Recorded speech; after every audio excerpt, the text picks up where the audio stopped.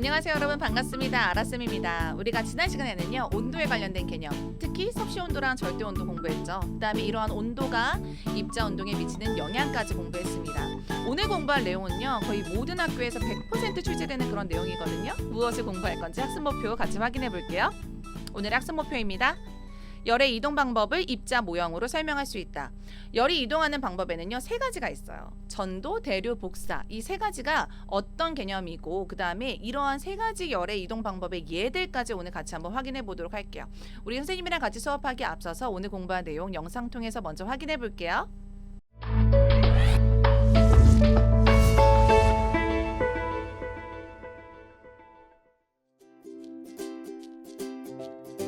모닥불 위에 물이 든 냄비를 올려두면 따뜻한 물은 위로 올라가고 찬물은 아래로 내려오며 냄비 속 물이 골고루 데워지는데요. 이처럼 열을 받은 액체나 기체 상태의 입자가 직접 이동하면서 열이 이동하는 방법을 대류라고 해요. 이때 긴 쇠국자로 냄비 속 물을 뒤적이고 있으면 잠시 후 쇠국자의 손잡이 부분까지 뜨거워짐을 느낄 수 있는데요. 이처럼 고체에서 물체를 구성하는 입자의 운동이 이웃한 입자에 차례로 전달되어 열이 이동하는 방법을 전도라고 해요. 또한 모닥불의 열은 직접 이동하기도 해요. 바로 모닥불 가까이 앉아 있을 때 모닥불의 열이 직접 전달되어 따뜻함을 느끼는 것인데요. 이처럼 열이 물질의 도움 없이 직접 전달되는 방식을 복사라고 해요. 열은 대류, 전도, 복사의 방법으로 이동하며 열은 온도가 높은 곳에서 낮은 곳으로 이동해요.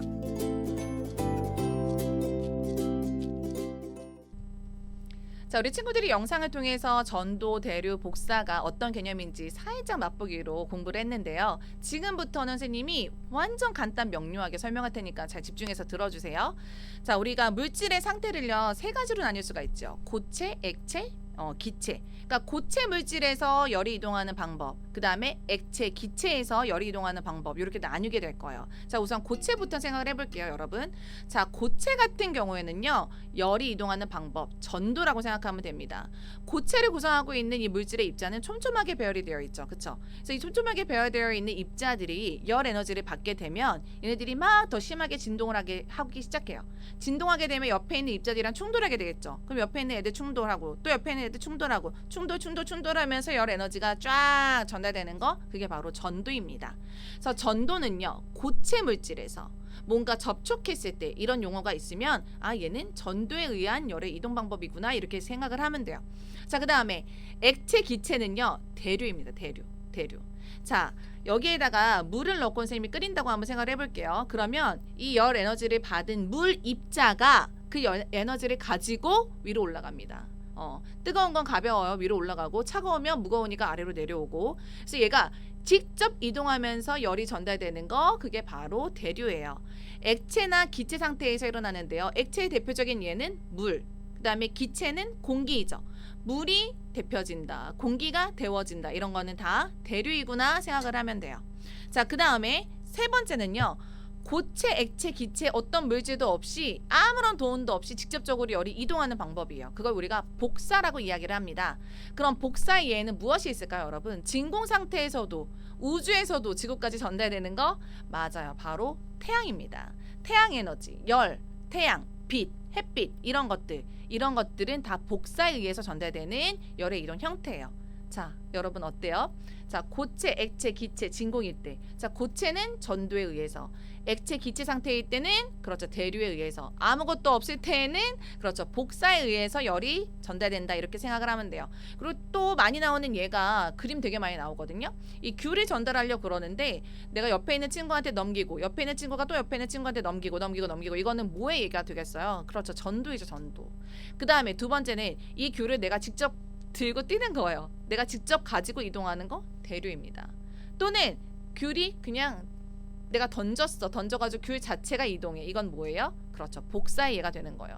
이런 그림이 나오더라도 우리 친구도 헷갈리지 말고 이제는 잘 구분할 수 있겠죠? 지금까지 선생님이 설명한 부분 다시 한번 정리해 볼게요. 자, 열의 이동 방법 첫 번째. 자, 이렇게 전달, 전달, 전달. 이 물질을 구성하고 있는 입자는 직접적으로 이동하진 않지만 이오탄 입자의 충돌에 의해서 열이 전달되는 거 뭐예요? 그렇죠. 전도입니다. 전도. 전도는 물질이 어떤 상태일 때, 그죠? 고체 상태일 때 일어나는 열의 이동 방법이고요. 특히 금속류일 때 더 잘 열이 전달이 됩니다. 그래서 전도는 키워드가 뭔가 접촉했다, 만졌다 이런 키워드가 있으면 전도에 의한 열의 이동 방법이구나 생각을 하면 돼요. 그래서 많이 나오는 그림이 밑에 초를 켰어요. 그랬더니 요 위에 이제 금속 막대라고 예를 들자면 여기 있는 입자가 열 에너지를 받았죠. 얘들이 막 충돌해. 진동하면서 충돌 또 진동하면서 충돌, 충돌, 충돌 그러면서 열이 이렇게 전달되는 거 전도의 그림이 되겠습니다. 자, 두 번째 볼게요. 여기 보면은 열 에너지를 이렇게 직접 들고 뛰는 걸 볼 수가 있죠. 물질이 직접 이동하면서 전달하는 거 대류가 되겠습니다. 대류에 의해서 열이 이동하는 물질에는 액체랑 기체가 있다고 그랬죠. 자, 다음에 액체의 대표적인 예는 물, 기체는 공기가 되겠습니다. 밑에 있는 그림 한번 볼게요. 지금 냄비에다가 물을 담고 지금 끓이고 있어요. 그럼 열 에너지를 받은 물 입자가 직접 위로 올라갑니다. 왜? 뜨거우면 가벼우니까. 위로 올라가고 그 다음에 식으면 무거워서 다시 내려오고. 자, 이런 식으로 직접적으로 입자가 열 에너지를 이동시키면서 전체적으로 열이 이동하는 거. 요거는 무엇이다? 대류이다. 요 물 자체는 그러면 대류. 선생님 여기에다가 몇 가지 좀 더 추가해 볼게요. 자, 요 냄비는 어때요, 여러분? 냄비가 열이 이동되는 방법은 그렇죠. 얘는 전도이죠. 열 에너지를 받은 요 냄비를 구성하고 있는 입자가 옆에 열 전달, 충돌 그러면서 이렇게 전달이 되겠죠. 얘는 전도이다. 자, 그러면 냄비 근처에다가 손을 갖다 대면 어때요, 여러분? 따뜻함을 느낄 수 있죠. 이거는 무엇일까요? 이거는 바로 복사예요, 복사. 복사이다. 그래서 라면물 하나 끓일 때에도 물에서는 대류, 냄비에서는 전도, 그 다음에 냄비 부근에서는 복사, 이 세 가지 열의 이동 방법이 다 나타납니다. 그래서 열의 이동 방법은요 보통 복합적으로 나타나게 돼요. 복합적으로. 자, 이제 마지막으로 하나 남은 거 복사 볼게요. 열이 직접 이동하고 있네요. 물질의 도움 필요 없고요. 열이 직접 이동한다. 자, 진공 속에서도 이동하는 거 그렇죠. 태양, 뭐 햇빛, 뭐 난로 이런 등등등 얘가 나오면은 얘는 복사이구나 생각을 하면 돼요. 자, 이 세 가지 개념 잘 기억하면 선생님이 전도랑 대류만 몇 가지 좀 더 추가할게요. 열의 전도 정도는요 물질의 종류에 따라 다릅니다. 열의 전도가 높은 것들이 우리 친구들이 알다시피 금속류예요. 은, 구리, 알루미늄 등등. 냄비 바닥이나 밥솥 바닥 등은 굉장히 열의 전도가 잘 되기 때문에 우리가 쉽게 요리를 할 수 있잖아요. 그렇죠? 그다음에 열의 전도도가 낮은 것들이 있는데 유리, 나무, 플라스틱, 천 등이에요. 그래서 냄비의 손잡이나 오븐 장갑 등은 얘네는 쉽게 열이 잘 전도가 되지 않기 때문에 우리가 사용할 수 있는 거죠. 뜨겁지 않게. 자, 이거 잘 기억하고요. 그다음에 대류 한번 볼게요. 대류. 뜨거운 물이랑 차가운 물이 있는데요. 여러분 밀도라고 하는 것은 같은 부피 속에 얼마나 많은 입자가 들어있느냐 그게 바로 밀도잖아요. 그쵸? 자, 우선 차가운 거랑 뜨거운 것 중에 누가 밀도가 높을까요, 여러분? 차가운 거는 입자들이 옹기종기 이렇게 모여있죠. 뜨거우면 입자들이 널리 퍼져 있어요. 우리 공기를 한번 예를 들어 봅시다. 누가 더 밀도가 높은 거예요? 차가운 게 더 밀도가 높죠. 그쵸? 차가운 거 밀도가 높다. 얘는 무거운 거예요. 얘는 무겁다. 뜨거운 거는 가볍다. 이렇게 생각을 하면 됩니다. 자, 우리 친구들 여기다 조금만 더 부연 설명하자면 그 겨울철에 굉장히 날씨가 추울 때요. 난방기를 막 틀어놓잖아요. 교실에. 난방기를 틀어도 상체는 너무 뜨거워. 그런데 발가락은 꽁꽁 얼어 있어. 뭐예요? 차가운 공기는 무겁기 때문에 바닥에 깔려 있는 거예요. 뜨거운 공기는 가볍기 때문에 위에 떠 있는 거고. 그래서 상체는 더워 죽겠는데 발가락은 너무너무 얼어 있어. 자, 이 경험을 잘 기억하세요. 차가운 건 무겁구나. 뜨거운 건 가볍구나. 그러면 평생 잊지 않을 겁니다. 다시 한번 정리해 볼게요. 자, 그래서 뜨거운 물, 얘는 밀도가 어떻다? 그렇죠, 낮다. 그래서 얘는 가볍기 때문에 위에 있습니다. 그다음에 차가운 물은 밀도가 높다. 그래서 얘는 무거우니까 아래쪽에 있으려고 해요. 자, 왼쪽에 있는 그림 볼게요. 여기는 차가운 물이고 밑에는 뜨거운 물이 있어요. 얘가 섞이지 않게 지금 이렇게 필름을 댔는데 얘를 딱 빼면 어떤 일이 일어날까요? 차가운 건 무거워. 그러니까 아래로. 뜨거운 건 가벼워 위로. 대류 현상에 의해서 얘들이 물이 섞이게 되면서 열평형 상태에 도달하게 되는 거예요. 자, 요거 물은 공기에도 적용될 수 있는 거 알죠? 요 부분 잘 기억을 하면서 그러면 이러한 열의 이동에 의한 현상들을 우리가 한번 구분 짓도록 할게요. 이게 제일 중요해요. 자, 1번. 뜨거운 국에 넣어둔 국자 전체가 뜨거워진다. 잘 보세요.